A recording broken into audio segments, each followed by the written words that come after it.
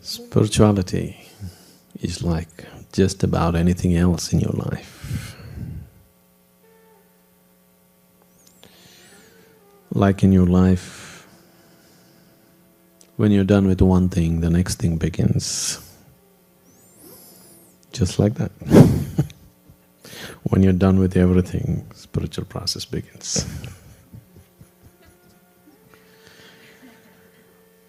When you, like for example,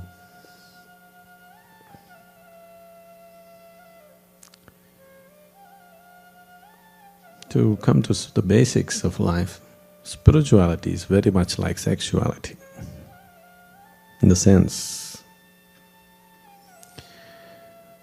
you are 14 and suddenly you know.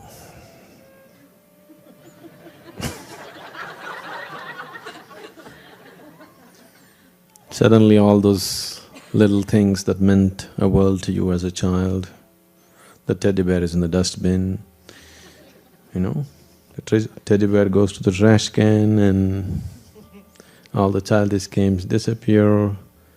Now, suddenly you know. Just like that, when a certain awareness arises in you, suddenly you know that little games don't satisfy you anymore. When you became 14, you thought what you were doing till then were petty things. Suddenly you know the big thing. When that big thing becomes a petty thing, now you're spiritual.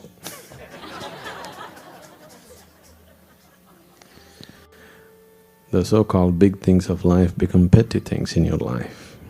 Now spirituality arises. There the hormones induced the maturity. Here it's only awareness which can induce this maturity. When you have the awareness to see yourself through the various activities of life, the various compulsions of life, the various longings of life, as simply an endless rigmarole which doesn't really lead you on to anything in particular. You're at it for 50, 60 years and it doesn't move you an inch from anywhere to anywhere. Either you go through it and realize it on your deathbed, or as you begin it, or when you're into it, you realize it, when you still have time on your hands. So, the spiritual process has to begin somewhere. But the longing to go beyond the limitations in which you live is always there.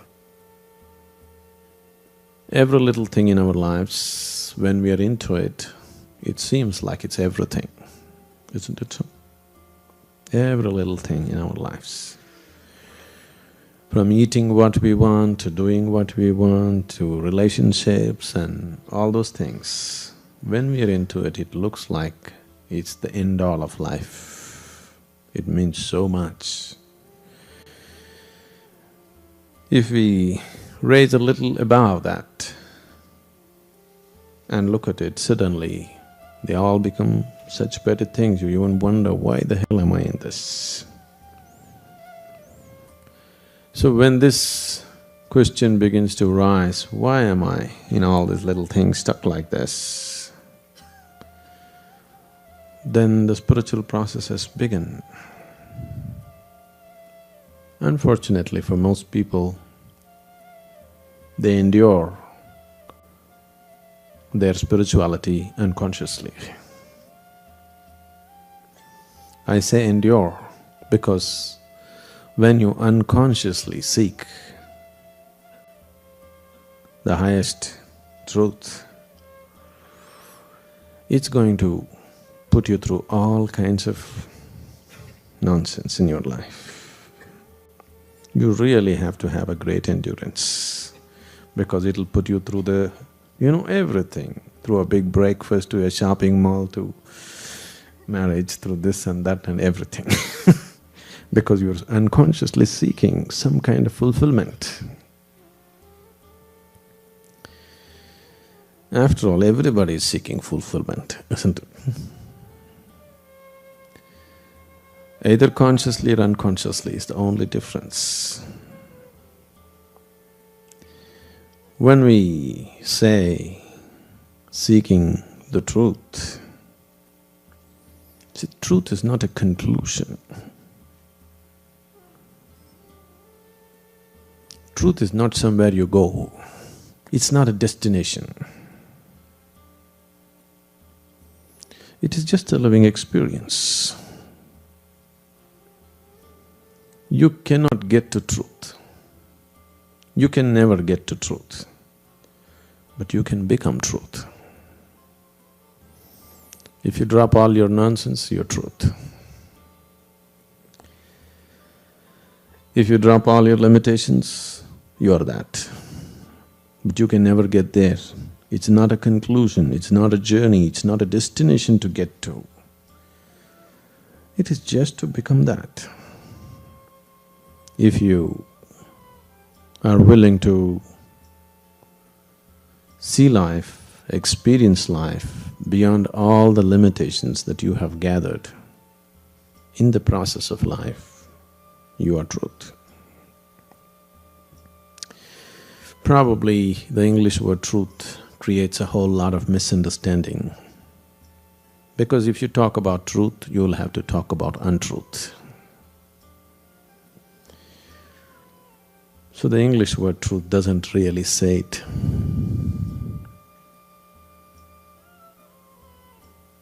An appropriate word would be, in Sanskrit language, there is something called as Ritambara. It's called Ritambara, or if one is in that state, it's called Ritambara Prajna. One who is aware of Ritambara is Ritambara Prajna. Rit means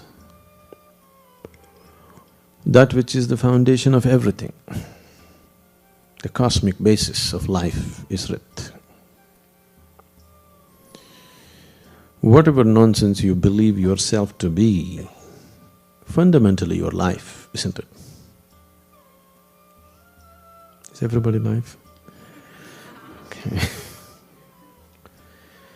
Fundamentally you are life.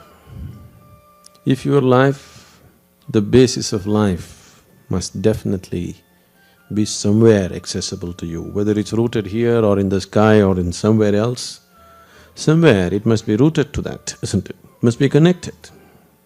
That which is life must always be in touch with the source of what it is. So getting to the very source of who you are is true. It's always there. It is just that it is covered up with the heap that you have gathered in the form of your body and your mind. These two heaps have covered it up. Now the whole effort, every kind of effort that we are doing, either early morning torture that you call as asanas,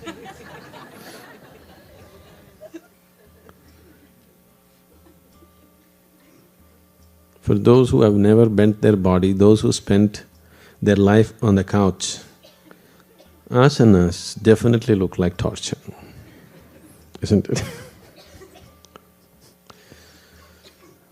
Or the death game of trying to hold your breath.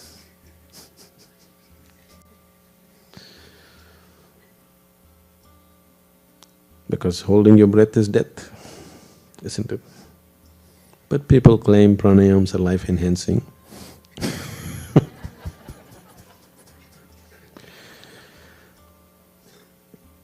Someone came and told me, this was way back when Isha Foundation was not what it was, what it is today. when it was just a small beginning. So, in India, this is unfortunately where there's a whole age-old tradition of spirituality. When we do samyama, groups of people try to come and stop us. So big arguments, they say, we'll call the police, we'll do this. Why are you doing this? Why are you asking people not to speak?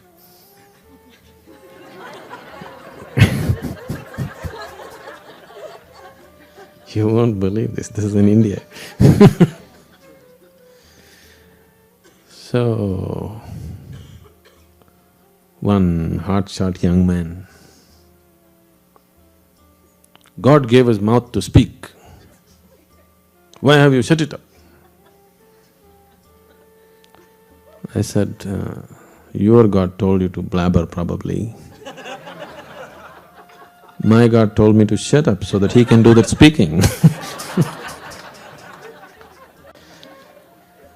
All these things won't get across, Because after all they want to do is physically do something to you. It starts verbally. Their intentions are very physical. It just starts verbally.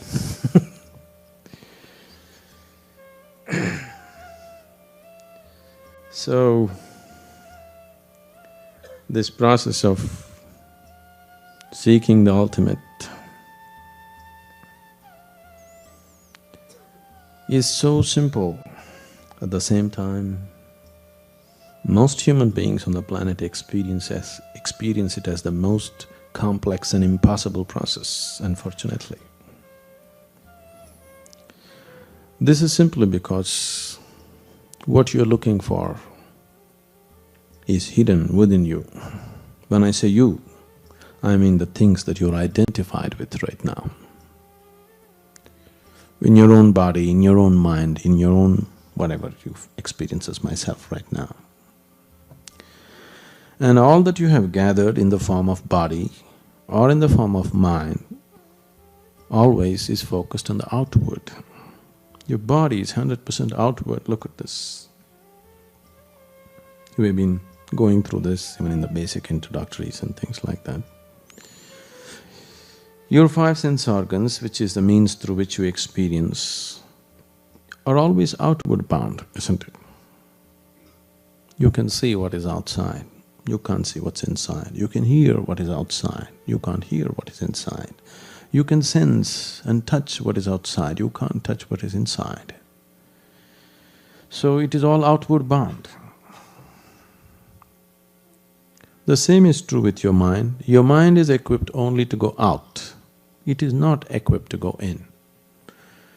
People are talking about turning their mind inward. There is no such thing. You cannot turn the mind inward. You can frustrate the mind by trying to turn inward so that it drops dead out of frustration. But you cannot turn the mind inward because the very nature of the mind is outward. It can only go outward. Whether you think about God, or you think about soul, or you think about truth, you're still looking outward, isn't it? God means up, isn't it, always? In every culture, God means up. Some cultures look down, that's different. That depends whether you belong to cat culture or dog culture. You know? Dogs always look up to you, cats always look down upon you.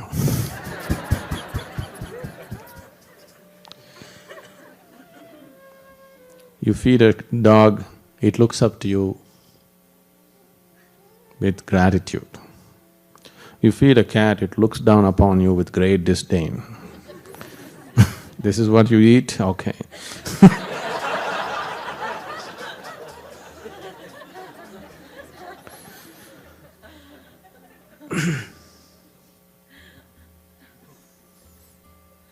So, people are either looking up or looking down or looking away because they have no means to look inward. Right now, all the faculties, Every aspect of what you know as myself is all outward bound. So if the longing has risen within you, that you want to know, you really want to know. I know this wanting to know sometimes bubbles up and again get lost in the daily rigmarole. It's… the nature of the mind and the body is such, even the simplest processes of life, then time hasn't come, isn't it? If you have any value for this life and this creation, then the time has definitely come that we must look at life with its ultimate perspective. Otherwise, maybe there is time. Of course, there's a whole eternity ahead of you, there's really no hurry. If the longing arises, the longing genuinely arises in you, really, when your heart cries, wanting to know, when you know the pain of ignorance, when you really know the pain of ignorance, then a master arises. You don't have to look for him, because if your longing to know has really picked up a certain intensity within you, if the pain of ignorance has really, really gone deep into you, then he will anyway happen. People, I need to say this, I have initiated more people that I have never physically met than the people that I meet. Because people that you meet physically, there is a disadvantage, there is a handicap.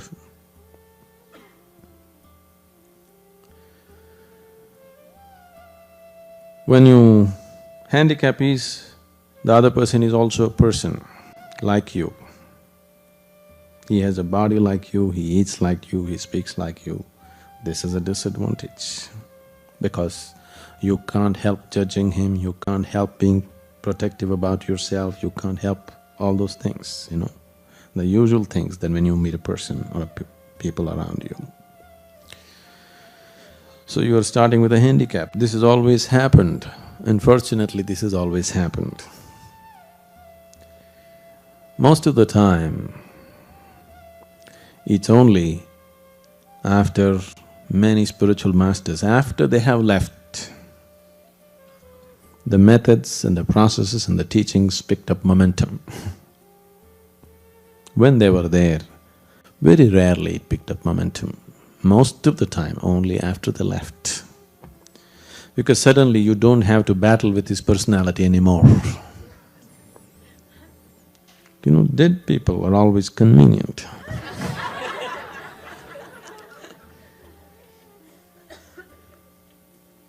Almost all the time, that is how it has happened. Huge spiritual waves happened after the master is dead, physically dead. Because when he was physically alive, you had problems and problems and problems. It doesn't matter how much experience has happened at many moments. One word that you don't like, one action that you don't like, one something that you think is not okay, a wall arises. And very few masters have had the freedom to do what they please, whatever they see as right. Otherwise, most other people had to work with the existing values of the society, with the existing moralities, with the existing nonsense around them. Within that, they had to work. Within that, there's very little you can do. There's very little possibility. Within the limitations of your understanding, if you seek the ultimate, there is very little possibility. So when you carry a handicap intentionally, it's like this. One day two men were hunting in the, were on a hunt in the forest. One was carrying a large wooden cage. The other was carrying a concrete pole with him. They were plodding across, both the things were heavy, they were walking in the forest. And the guy with the concrete pole asked after some time, "Why are you carrying this wooden cage?" That man said, "If a wild animal attacks me, I will just get into the cage and I will be safe." Then they walked on, really struggling through the forest. Then the other guy asked, "Why are you carrying a concrete pole?" This man said, "When a wild animal attacks me, I can drop the concrete pole and run faster."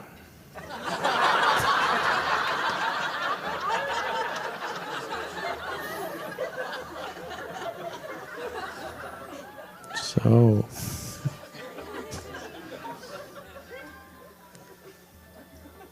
these 2 days, you come with a concrete pole or a cage?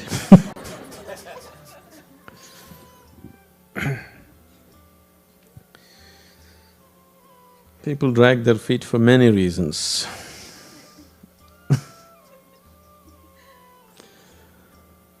But most people are dragging their feet. It happened once on the Times Square. These things can happen only there.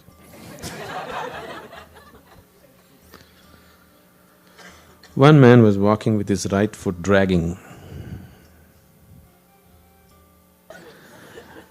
Another man came in the opposite direction. He was also dragging his right foot. The first man looked him up, okay, one more guy dragging his right foot. Then as they came, he looked at him, pointed at his right leg and said, "1968, Vietnam."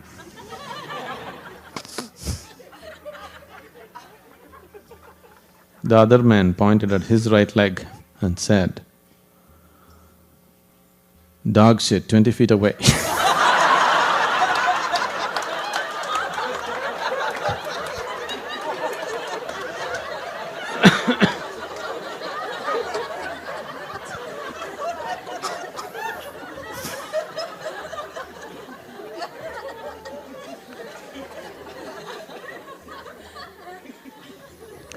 So, why you're dragging your feet may vary,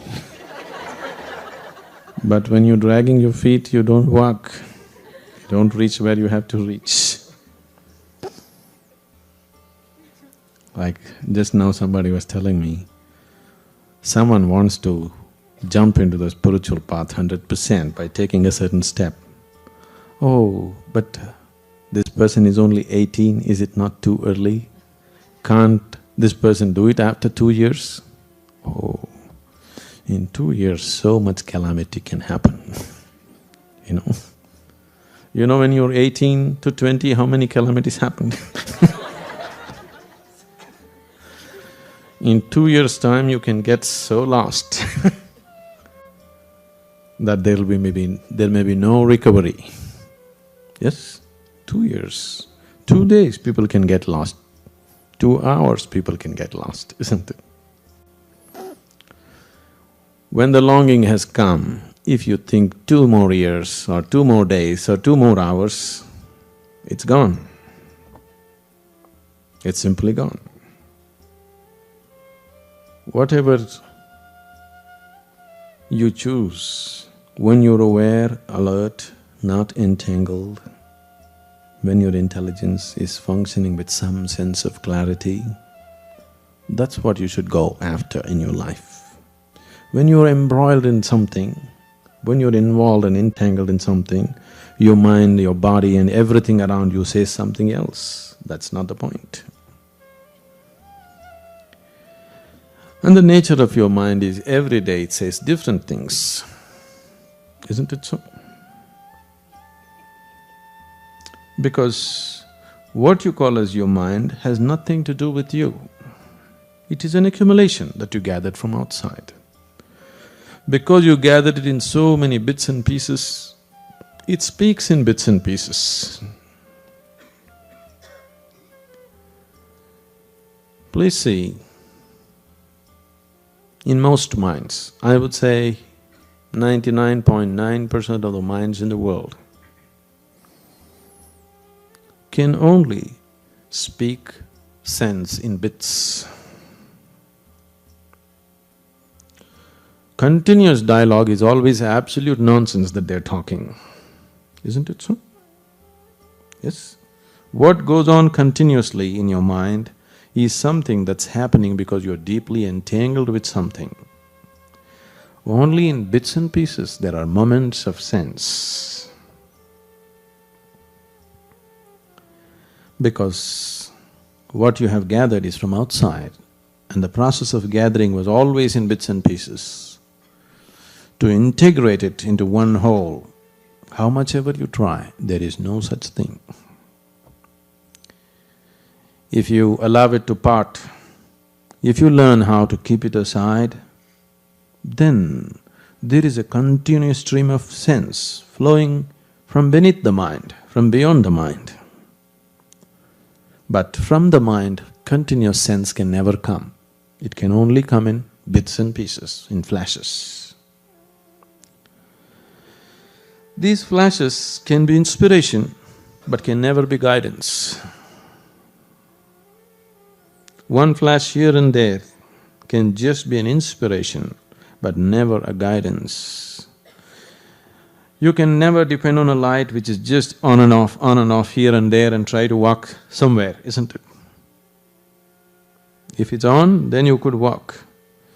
On and off light can be just an inspiration to tell you, okay, there is something called light.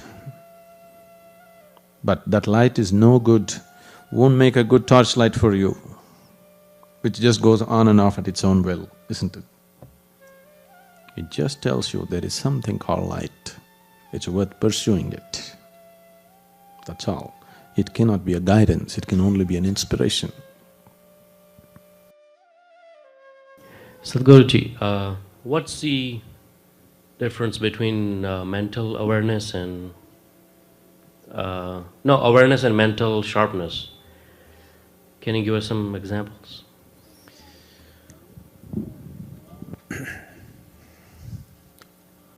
Mind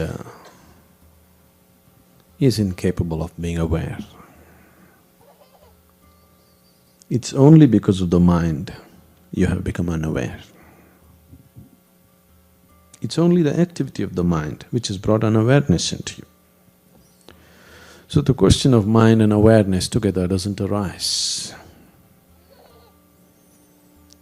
When your experience of life is beyond the limitations of the mind, that's when you're really aware. Mind is capable of being sharp. It better be. Otherwise you'll even miss the jokes.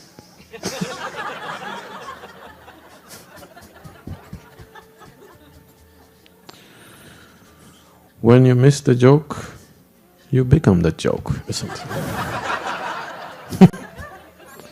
Let that not happen to yourself. So mind should be sharpened. But the problem with you is, the moment you have a sharp mind, you become terribly identified with it. See,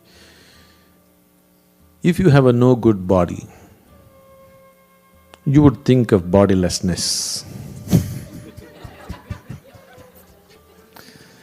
Now you have a good body, or at least the kind of body which draws people's attention, now you are not thinking of bodilessness, you're thinking only body, isn't it? See, that's what has happened to whole cultures of people. As people attach more and more importance to the body, everything about them becomes about the body. Right now, in a large way, Not completely, but in a large way, it has happened to the Western societies. Body has become the most important aspect. Now, you just see the promotional aspect. See, if you look at the advertising culture in a society, you understand what attracts people. What is the prime thing in people's minds? Because advertising is about selling. If something has to be sold, it has to appeal to you, isn't it? You take anything, something as subtle as fragrance. Fragrance is a subtle thing. But fragrance is all about sex, isn't it? Isn't it so? The kind of smells that we are talking about, the kind of fragrances that we are talking about is all about inducing sex or exciting sexuality, isn't it so? I'm talking about the advertising.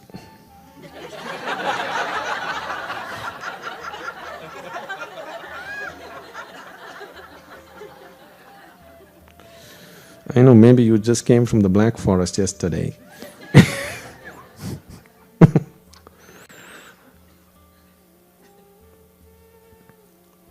So fragrance is become a huge tool towards bodily pleasures, isn't it? The same thing, if you look at the Eastern cultures, fragrance is an important part of spiritual process.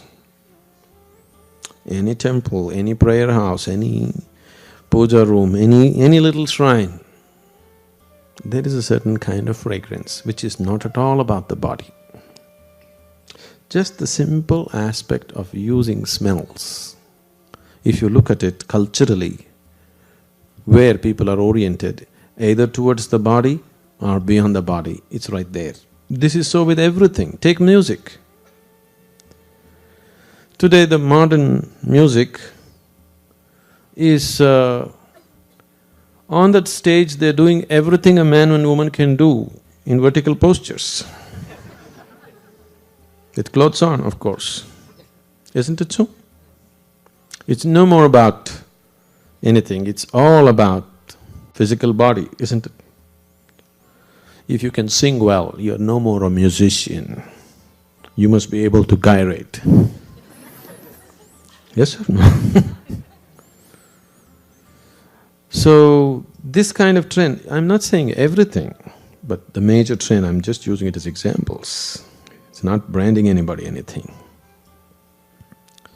The same thing, the classical music was always about going beyond the physical limitations.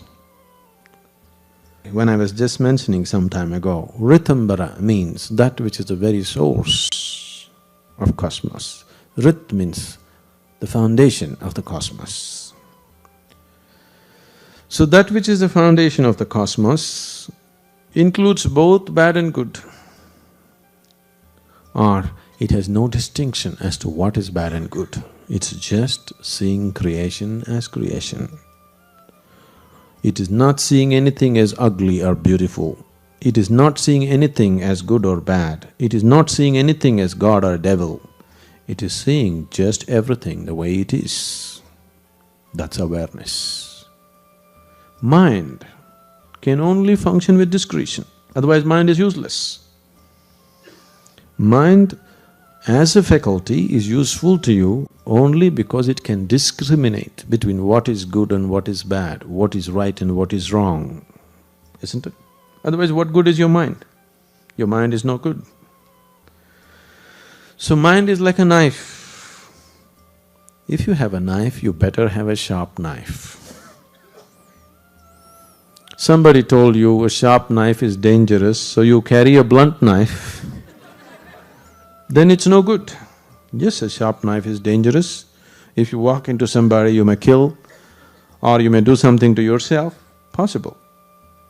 But if you have a knife, you must have a sharp knife, real sharp knife, isn't it?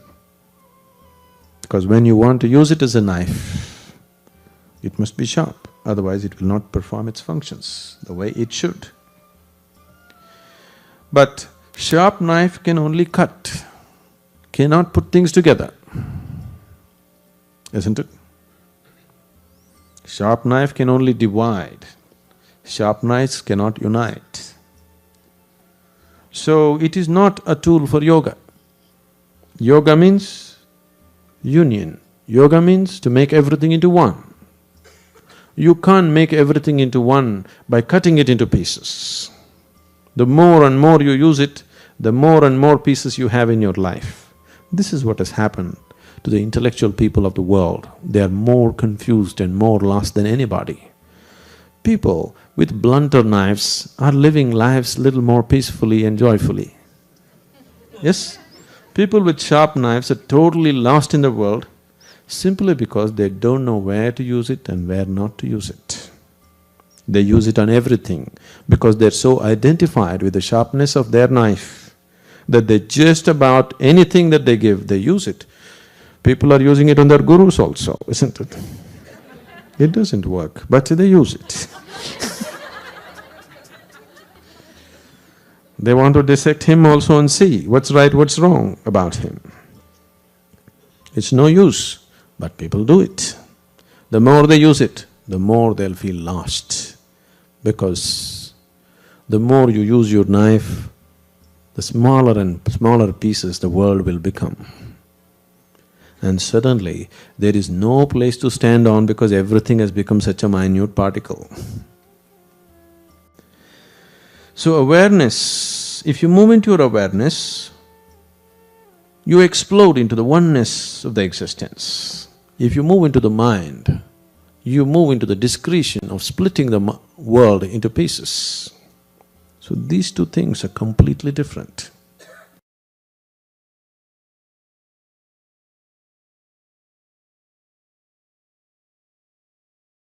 Today, the topic of our discussion is when does real spirituality begins in life?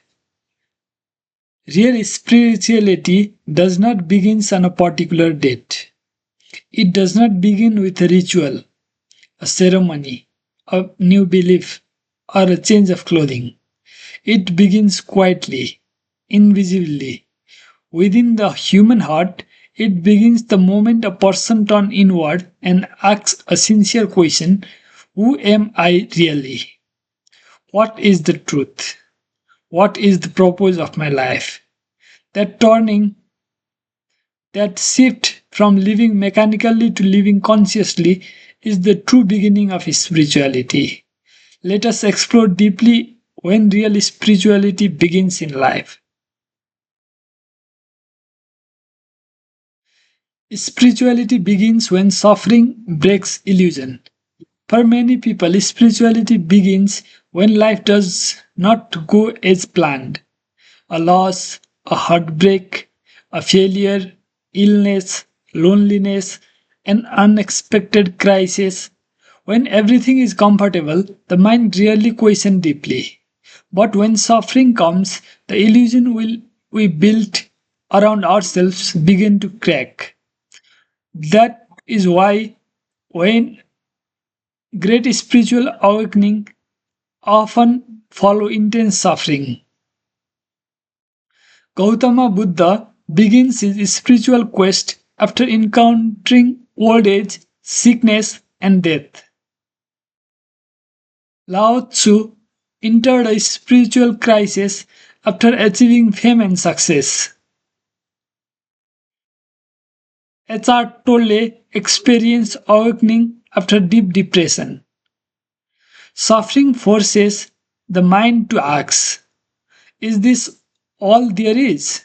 Why am I unhappy even after achieving what I wanted? When the outer world is fails to give lasting satisfaction, the search turn inward. That inward turning is the birth of real spirituality. But suffering is not required. It is only new one doorway. Spirituality begins when questioning becomes honest. Spirituality does not begin with belief. It begins with honest questionings. As children, we accept what we are told. As adults, we often live according to social conditionings, culture, religion, family expectations, career pressure. Real spirituality begins when we dare to question. Am I living my own truth? What do I truly value? Am I acting out of fear or awareness? Who is the I that think, feel, and desire? This questioning must be sincere, not intellectual entertainment. When questioning becomes deep and personal, something shifts. You are no longer merely surviving, you are searching for truth. This moment of authentic inquiry is spiritual awakening. Spirituality begins when identity is examined. Most people live identified with body, name, possessions, social role, belief, success or failure. But one day, a person may wonder, if I lose my job, am I still me? If my body changes, am I still the same? If my thought changes, who is aware of those thoughts? This inquiry into identity marked the beginning of deeper spirituality. The ancient teaching of Upanishad repeatedly asks, who is the knower? In Bhagavad Gita, the dialogue between Arjuna and Krishna begins at the moment of confusion about identity and duty. Spirituality begins when we stop assuming we know we are who we are. Spirituality begins when external achievement feels incomplete. Some begins their spiritual journey not through suffering but through success. They achieve wealth, recognition, relationships, yet feel an unexplained emptiness. This inner emptiness is not depression, it is sign of growth. It says, you have tested what the old offer, now go deeper. History shows this pattern repeatedly. Siddhartha Gautam left luxury to seek truth. Saint Francis of Assisi abandoned wealth for spiritual life. When material success no longer satisfies, the soul begins to seek something permanent. That seeking is spirituality. Spirituality begins with awareness of impermanence.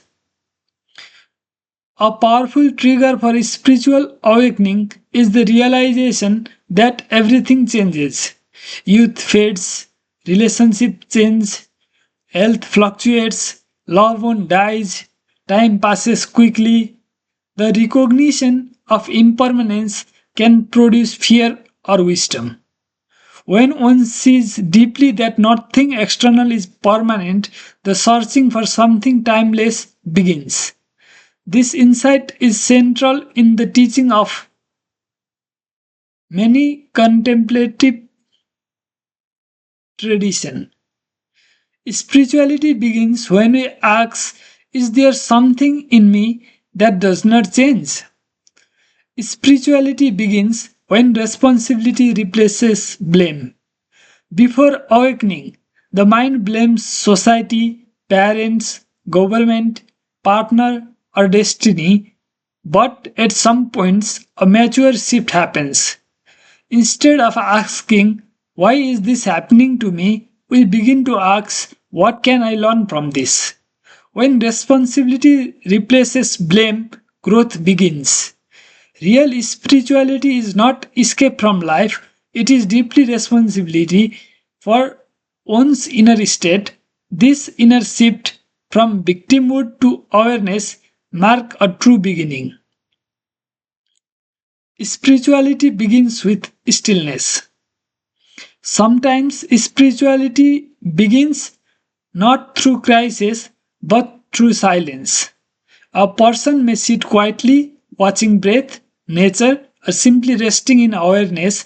In stillness, we notice thoughts comes and go, emotions rise and fall, the body changes, yet something remains aware. That recognition of awareness itself, pure witnessing, is the heart of spirituality.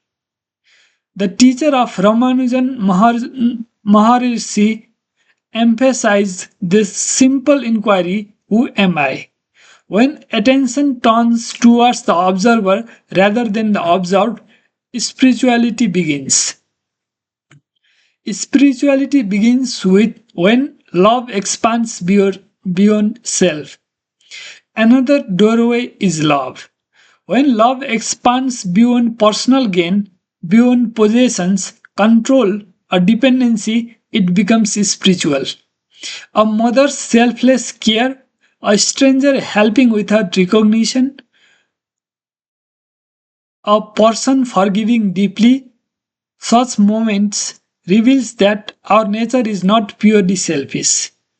Compassion awakens something higher within us. This is reflected in the life of Mother Teresa, whose spirituality was expressed through service. When love becomes unconditional, spirituality has begun. Spirituality begins when fear is observed, not suppressed. Fear is natural, but usually we run from it. Spirituality begins when we observe fear without escaping. When we sit with anxiety and ask, what am I afraid of losing? Who is the I that feels threatened? Fear becomes a teacher. True spirituality is not what about becoming fearless overnight. It is about becoming aware of fear's root. The awareness transforms fear into understanding. Spirituality begins when truth is valued more than comfort. At certain point, a person chooses truth over comfort. This is turning point. You may lose approval, you may lose certainty, you may lose old identities, but you gain authenticity. Spirituality demands courage, not to fight others, but to face oneself. The moment you choose truth over convenience, the spiritual path truly begins. Spirituality begins when you realize you are not your thought. One of the deepest beginnings happens when you recognize thoughts appears automatically. You do not consciously create each one. If you can observe a thought, you are not that thought. This simple realization creates space between your awareness and mental activity. In that space, freedom begins. Many modern teachers like Jiddu Krishnamurti emphasized observing thought without identification. The day you clearly see what you are witness, not the mental noise, spirituality has begun. Spirituality begins when searching becomes internal. At first, we search externally: books, teachers, rituals, philosophers. These can help, but eventually the realization dawns. Truth cannot be borrowed. It must be directly experienced. External guidance points inward. Real spirituality begins when the search becomes internal. Spirituality begins when you accept uncertainty. The ego wants certainty, clear answer, fixed identity, but spirituality invites mystery. Instead of needing to know everything, you become comfortable with not knowing. This openness dissolves rigid belief systems. The spiritual path is not about collecting answers, it is about living the questions deeply. When certainty becomes peaceful instead of threatening, spirituality matters, matures.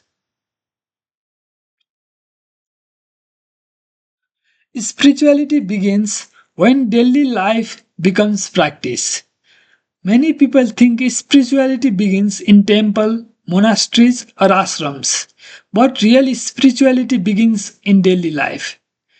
How you speak to others, how you handle anger, how you respond to criticism, how you treat those who cannot benefit you. Spirituality begins when awareness enters ordinary action. Washing dishes with attention, listening fully to someone, speaking truth gently, life itself becomes the path.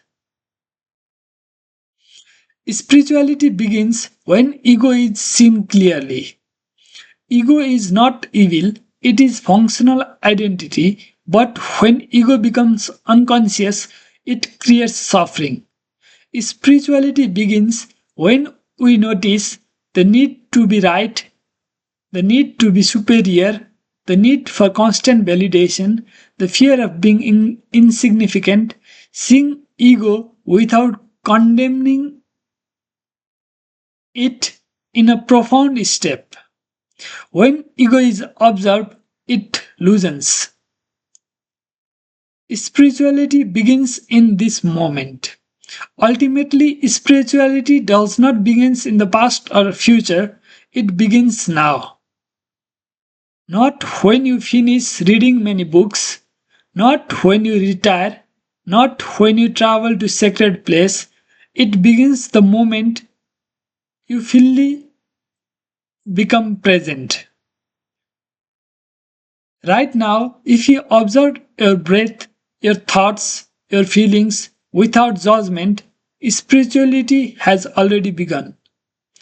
A deeper insight, it is not a starting point, it is a recognition. Perhaps the most profound truth is this: spirituality does not begin, it is already your nature. What begins is awareness of it. Like the sun hidden behind clouds, your true nature remains unchanged. Spiritual awakening is the removal of cloud, ignorance, conditioning, fear. In that sense, spirituality begins when forgetting ends. Signs that real spirituality has begun. You may notice increased self awareness, reduced blame, more compassion, greater acceptance of impermanence, interest in silence, less attachment to external validation, calmness in uncertainty, curiosity about inner life. These are gentle indicators. What spirituality is not. It is important to clarify what does not mark the beginning. Changing religion, wearing spiritual clothing, using spiritual language, performing rituals without awareness, escaping responsibility. Real spirituality is internal transformation, not external performance. Final reflection.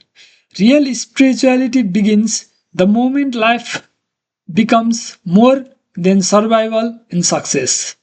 It begins when you question deeply, observe honestly, accept responsibility, turn inward, value truth, live consciously. It may begin in suffering, it may begin in silence, it may begin in love, it may begin in crisis, but whenever awareness replaces unconscious living, that is true beginning. And perhaps the most beautiful realization is this: the beginning is always available. Right now, right here. Now we will be talking about practical daily methods to nurture real spirituality. Real spirituality does not grow through ideas alone. It matures through daily practice, through the way you breathe, speak, listen, work, and relate to yourselves and others. Spirituality is not something separate from ordinary life. It is the quality of awareness, sincerity, and depth you bring into each moment.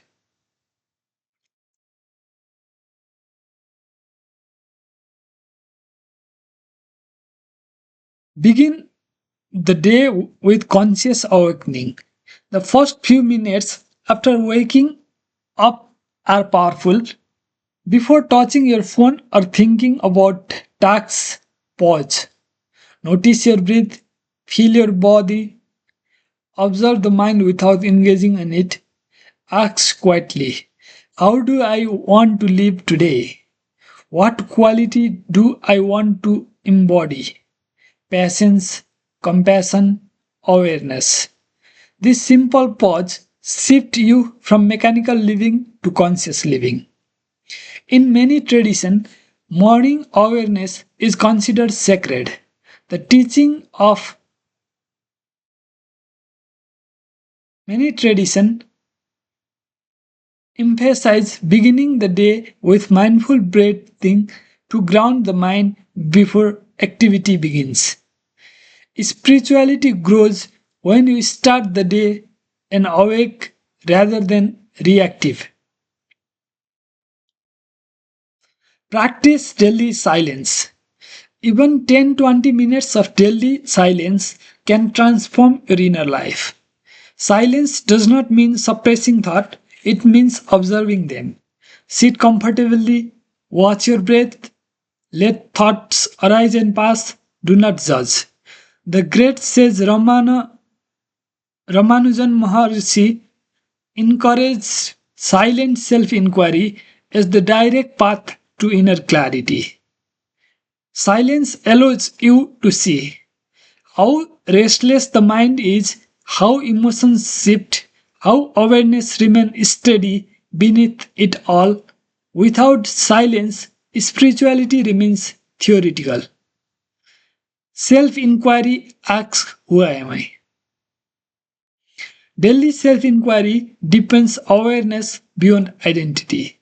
When emotions arise, who is angry, who feels hurt, who is anxious, this method of self inquiry was central to Ramanujan Maharshi and echoes in ancient texts like the Upanishads. This is not intellectual questioning, it is direct observation of the sense of I. Over time, you realize thought and emotions appears in awareness, but awareness itself remains untouched. That recognition is spiritual maturity. Practice conscious breathing throughout the day. Your breath reflects the inner state. Several times a day, take 3 slow deep breaths. Inhale consciously, exhale gently. This resets the nervous system and brings attention back to the present moment. When practiced regularly, conscious breathing prevents unconscious reactions even during stress. Pause, breathe, respond instead of reacting. Spirituality grows when reaction becomes response. Turn daily work into meditation. Spirituality does not require withdrawal from life. While washing dishes, feel the water, notice movements, stay present. While walking, feel each step, observe surroundings. This practice was emphasized in Jain tradition and modern mindfulness and vipassana meditation by teachers like Asan Goenka.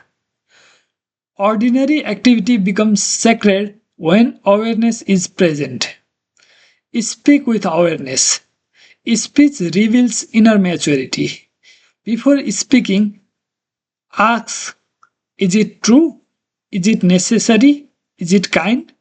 Notice when you interrupt, gossip, speak to impress. Daily refinement of speech purifies the mind. In the Bhagavad Gita, disciplined speech is prescribed as the form of his spiritual practice. Spirituality matures when language becomes conscious and compassionate. Observe the ego without fighting it.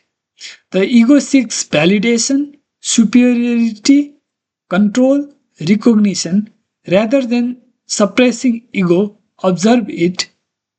When you feel offended, notice the desire to defend, notice the need to be right, Jiddu Krishnamurti emphasized choiceless awareness, observing without condemnation. The simple act of observation weakens ego's grip. Practice gratitude daily. Each night, reflect on three things that you are grateful for. One lesson from the day, one moment of awareness. Gratitude shifts focus from lack to abundance. Spirituality grows when appreciation replaces complaint. Gratitude softens the heart. Reduce unnecessary stimulation. Constant stimulation weakens awareness. Excess social media, continuous news, mindless entertainment. Choose international intentional consumption. Create tech-free period. Silence strengthens sensitivity. Spiritual growth requires inner space. Serve without expectation. Selfless service purifies intentions. Help someone without announcing it, without expecting recognition, without seeking superiority. The life of Mother Teresa reflects spirituality expressed through service. When life is free from ego, compassion deepens naturally. Accept impermanence daily. Reflect gently. Everything changes. Today will never return. Youth, health, and relationships are temporary. This awareness is central to the teaching of Gautama Buddha. Impermanence brings urgency to live consciously. It reduces attachment and increases appreciation. Embrace emotional honesty. Spirituality is not about emotional suppression. If you feel sadness, acknowledge it, sit with it, understand it.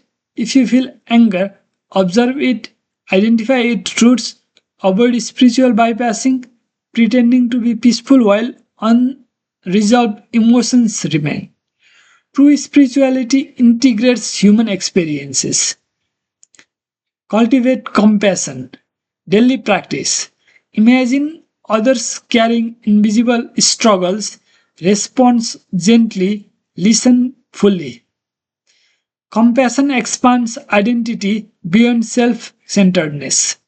Even small acts, holding space for someone, offering sincere encouragement, compassion softens the heart and reduces ego driven behavior. Study with reflection, not accumulation. Reading spiritual text can help, but reflection is essential. After reading a passage from the Bhagavad Gita or teaching of that Jiddu Krishnamurti, you have to pause, reflect, apply one insight practically. Knowledge without practice strengthens ego. Practice transforms knowledge into wisdom. Accept responsibility for inner state. Stop blaming external situations for inner reactions. Instead of they made me angry, ask what within me reacted. This shift from blame to responsibility is spiritual maturity.